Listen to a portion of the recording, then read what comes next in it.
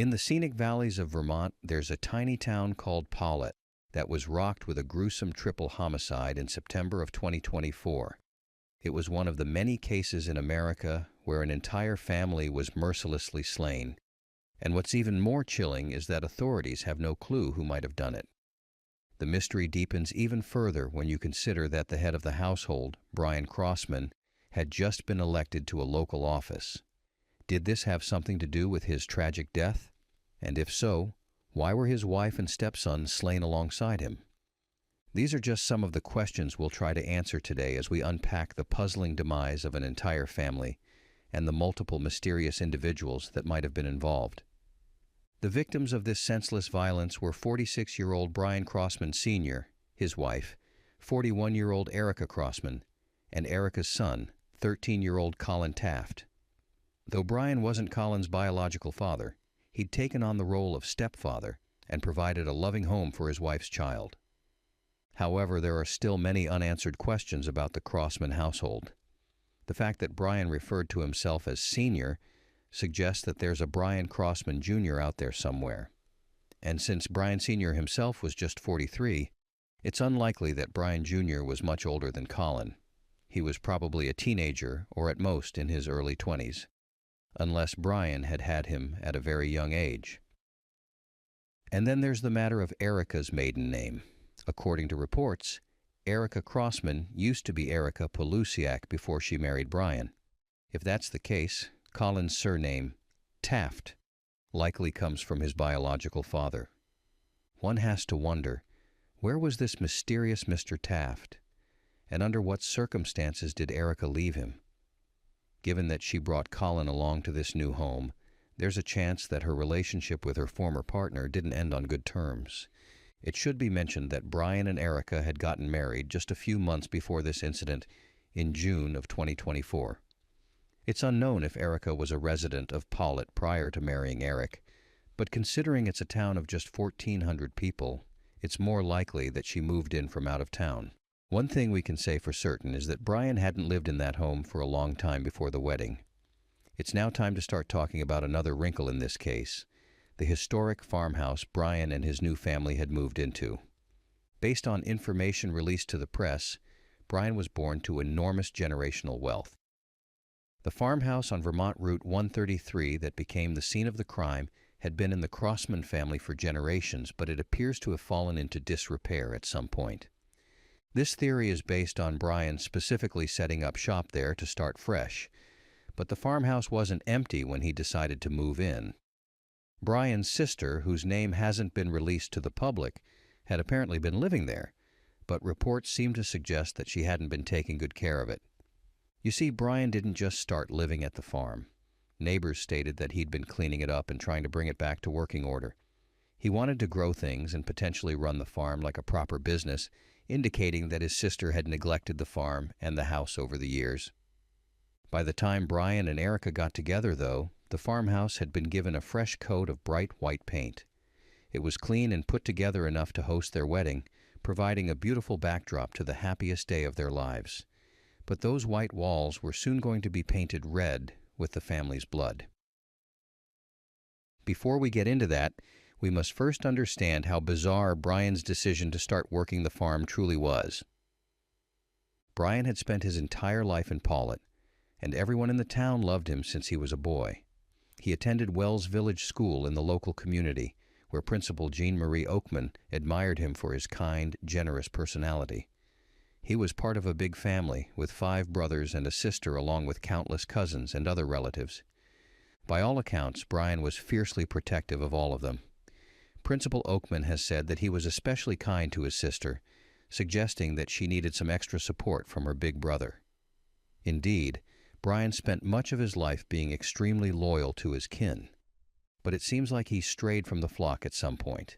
Instead of operating the family farm, he became a lineman for a utility company called Green Mountain Power, which provided electricity to 250,000 Vermont residents. This made Brian an important man, and the community honored him for it. And yet, there might have been something sinister going on behind the scenes. After all, we've already established that Brian likely had a biological son that was nowhere in the picture. Where had this son gone? If he was still in Pollitt, how did he manage to avoid giving a statement about his father's demise?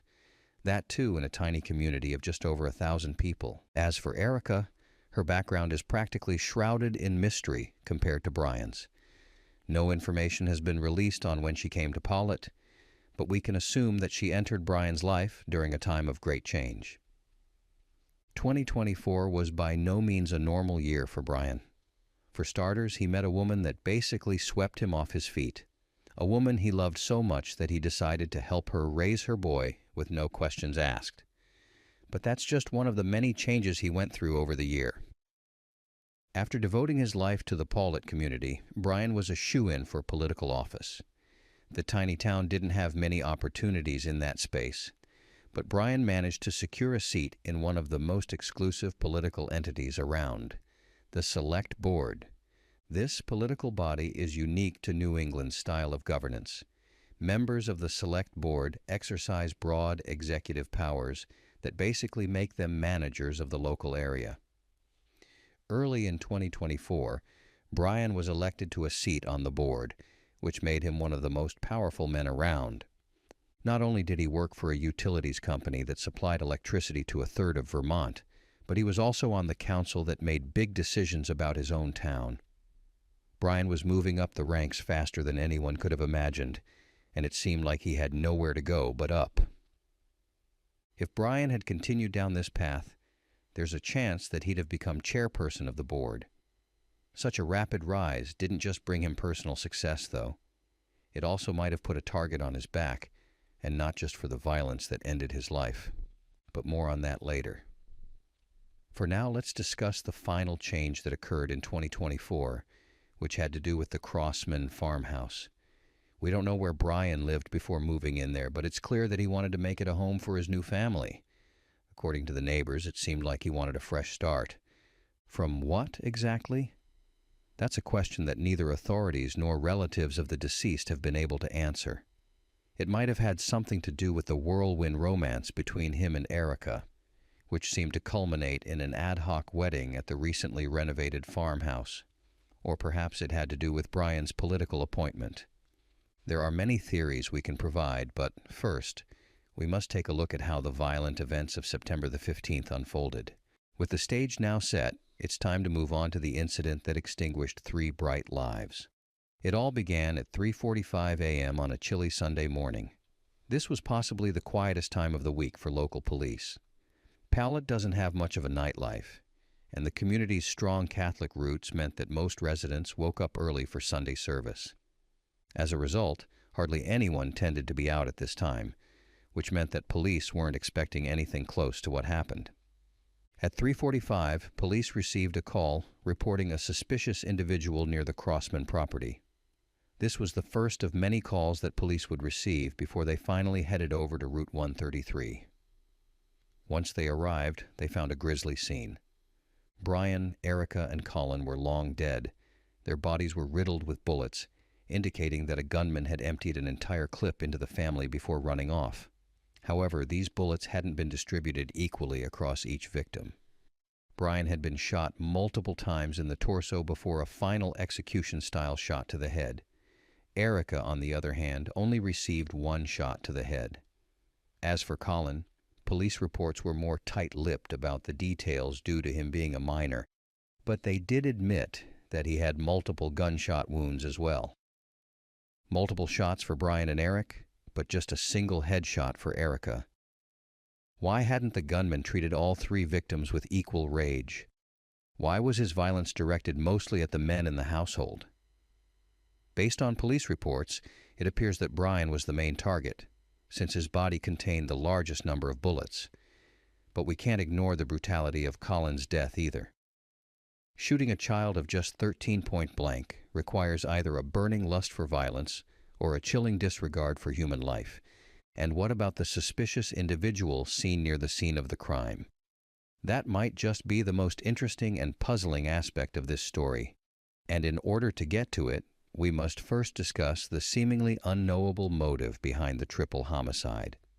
Was it mere coincidence that Erica married Brian not long after he became one of the most prominent men in the area? Could his rise to power have played a role in her romantic pursuit? Whatever the case may be, Brian's newfound authority made him a target in some more obvious ways as well.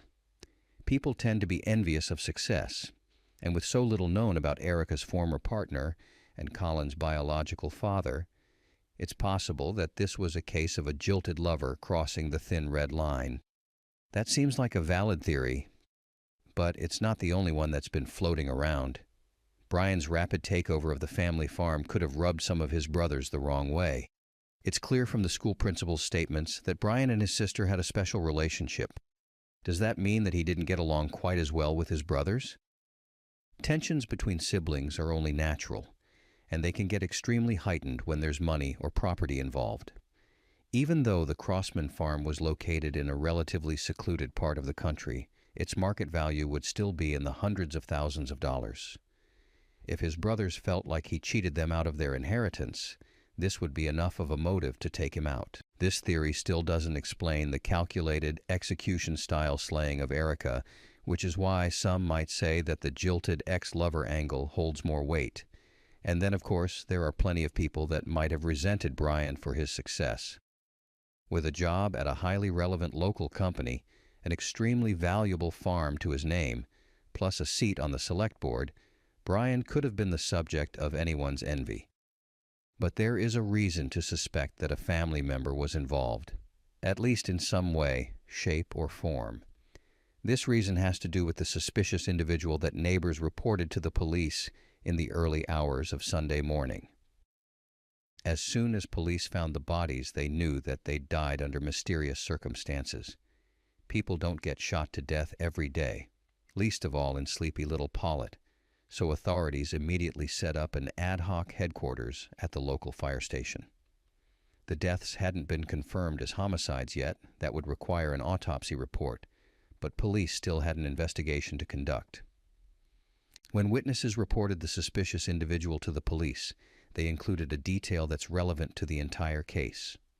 What was this detail? The person was apparently completely covered in blood. This made locating them a top priority for the police, but surprisingly enough, it didn't take them long to track the individual down. They initiated a search of the surrounding area, which happened to include the Wells Village school that Brian had attended as a child. And who did they happen to find there? The same blood-covered individual reported in the 911 calls. Police immediately took him into custody, but revealed only two details.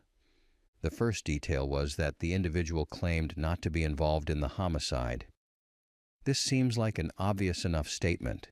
No one would admit to slaying a family of 3, but this person had their blood on his clothing. Forensic testing confirmed that the blood belonged to at least one of the victims. So despite his claims, this man was clearly a suspect that was at the Crossman residence during, or at least after, the incident had occurred. Now, according to the suspect, whose name still hasn't been released to the public, he supposedly stumbled across the residence after the Crossmans were already dead. He had their blood all over his clothing because he'd handled the bodies in some way. Why would he do such a thing? The answer to that lies in the second and final detail the police revealed. You see, this wasn't just any random person. According to reports, the suspect found at Wells Village School covered in the blood of the victims was actually a relative of the family. There's no word on whether he was related to Brian, Erica, or Colin, but the very fact that he's a relative at all raises more questions than it answers. And to make matters even more confusing, police released the suspect without charge and refused to explain the decision. With this case, it seems like every new revelation adds another layer to the never-ending mystery. Let's get into some of the questions we must now ask. Feel sad for this. Vermont State Police are continuing to investigate after 3 people were shot to death in their Pollitt home. State Police say no arrests have been made in connection to the homicides. The victims have been identified as Select Board member 46-year-old Brian Crossman, his 41-year-old wife Erica, and her 13-year-old son, Brian's stepson, Colin Taft. Investigators say this was not a random act, but it's still an active crime scene and investigation. If we start with the obvious, What was a relative of the victims doing near the crime scene at that time? If we're to believe that he got their blood on him because he cradled their corpses, why did he run away instead of staying at the scene of the crime? And moreover, why did he run to the local school of all places? Hiding out at Brian's childhood school seems like an odd choice, if this person was hiding at all. Based on what the police have said, it seems more like he gave himself up willingly as soon as they arrived on the scene. Did this person go to the school because it was a source of comfort for him? Perhaps because he went there as a child as well? The unknown individual remains a person of interest, but you might be wondering why the police didn't make any charges. Isn't the presence of the blood of the victims on his clothing enough of a probable cause for an arrest? The police are clearly doing their best here, but they also failed to respond to the first 911 call that informed them about a mysterious presence near the Crossman farm. If they'd just taken that call seriously, Brian and his family might still be alive today. This raises the question, did the police ignore the call on purpose? Brian was a well-connected man, a powerful man, and men like that tend to make enemies, especially in opposing government departments like the police. We're not saying there's corruption at play here, but these are questions we have to ask. The current position of the police is that this was a one-off incident that doesn't have any complex motive behind it, but Brian's status in the town makes that very unlikely. Relatives of the family have spoken about what an amazing person Brian was. They've talked about how hard he worked and how much he cared for the community. And yet, a few people are missing from these conversations. There's Brian Crossman Jr., for one, whose very existence hasn't been confirmed yet. If he doesn't exist, why would Brian add Sr. after his name in the first place? And then there's Erica's ex, who still hasn't resurfaced, despite his son and former lover dying a tragic demise. Will there be answers to any of these questions? We'll just have to wait and see. For now, the friends and family of the victims will have to bear the incredible trauma of this tragedy and hope that the police are able to make sense of what happened. Considering that nearly half of all homicides in the U.S. go unsolved, there's no guarantee that they'll be successful. On September 22nd, 1 week after the triple homicide, Brian Crossman Jr. admitted himself into a psychiatric facility, reporting serious mental distress. He had a history of mental issues, along with a learning disability that created a lot of tension between him and his father. Crossman lived in Granville, New York, not too far from Powlett. His grandmother had apparently told police that Crossman knew how to use firearms, and that he was capable of committing such a violent act. It turns out that he was also the suspicious, blood-soaked individual that police found. They were forced to release him due to lack of evidence, but upon gathering witness testimony, they were finally able to issue a warrant for his arrest. Police in Granville immediately brought him into custody under charges of fleeing from justice. Further reports revealed that he got blood on his clothing after trying to drag his father's corpse outside the home. Crossman had been visiting the family for the weekend, and he claimed that he went out for a walk and found their dead bodies when he returned. We now know this narrative to be false. It's currently unknown whether Crossman will be extradited to Vermont, but he's being held in custody without bail, and chances are that he'll be made to cross state lines to face justice for his crimes. What do you think of this case? Will the Crossman family ever find justice? Or will this be just another case that never gets solved? Share your thoughts in the comments below. If you want more videos like this, please be sure to like the video, subscribe, and hit the notification bell so you don't miss out on more true crime videos. See you in the next one.